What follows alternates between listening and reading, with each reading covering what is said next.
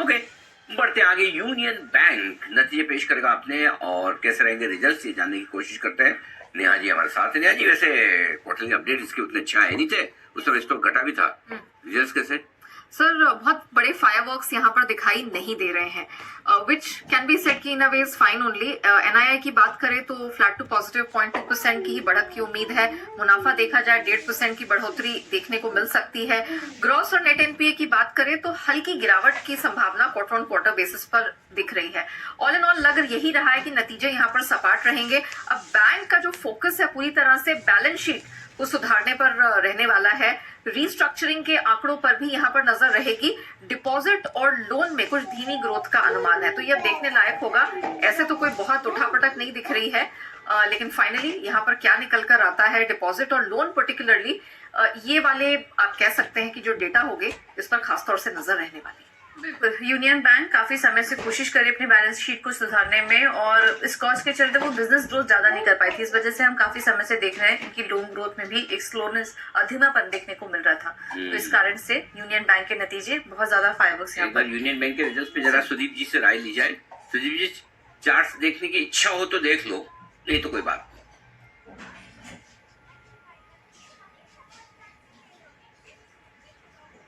देखो इच्छा आदि है यूनियन जी का जी नहीं, पूरी इच्छा है, पर म्यूट पे था। पर अगर चार्ट देखे तो मुझे लग रहा है, मतलब एक्चुअली देखने लायक नहीं है फ्रैंकली। जो हिसाब से स्टॉक गिर रहा है, जो हिसाब से नेगेटिव मोमेंटम बना हुआ है ये स्टॉक में, और ये ऐसा स्टॉक था जो दिसंबर 2024 में देखे या फिर हम थोड़ा पहले भी जाके देखे तो एक अच्छे प्राइस पे था, बट जो सबसे डिक्लाइनिंग मोमेंटम ये स्टॉक में आया, और अब जहाँ पे ये स्टॉक टिका हुआ है 104-5 के आसपास, मुझे लग रहा है जो हिसाब से ये एक सपोर्ट जोन था 110 का, 111 का, जब तक ये स्टॉक इसके ऊपर क्रॉस नहीं कर पाएगा तब तक ये स्टॉक एक डाउन ट्रेंड में रहेगा। और अब ये डाउन ट्रेंड में अगला जो सपोर्ट जोन है मुझे लग रहा है वो 96 और 98 के आसपास है।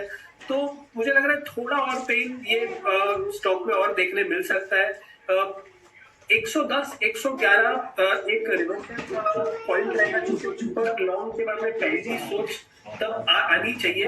जब तक 110, 111 के नीचे स्टॉक चल रहा है तो बिल्कुल कोई लॉन्ग साइड का कोई इंडिकेशन नहीं है, और ट्रेंड 96, 98 तक मुझे लग रहा है ये एक्सेलरेट हो सकता है डाउन साइड।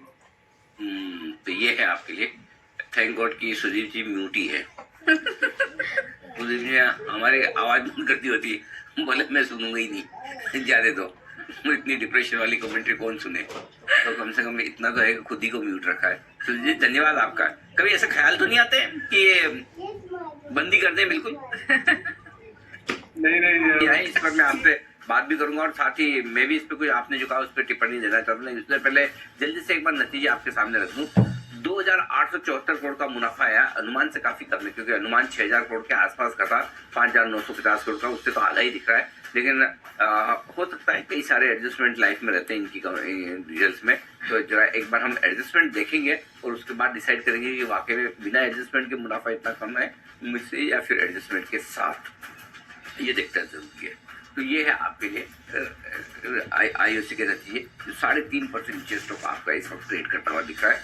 नतीजे अनुमान से कम रहे हैं। मुनाफे का आंकड़ा ये आपके लिए, मुनाफे का आंकड़ा इसके लिए तो इम्पोर्टेंट था। आय का आंकड़ा उतना महत्वपूर्ण है नहीं। 1,19,000 है, 2 लाख करोड़ का अनुमान था, इतना कम। 1,94,000, हाँ बराबर है, 2 लाख करोड़ में। इस पर मैंने कहा अच्छा 4,19 हो गया था, तो ठीक है। आय तो ठीक है, मुनाफे का आंकड़ा थोड़ा कम है। इस पर हम थोड़ा सा आपको विस्तार से बताएंगे। 3-3.5% नीचे इस वक्त आईओसी ट्रेड करता हुआ दिखा है इंडियन ऑयल कॉर्पोरेशन। आइए बढ़ते आगे।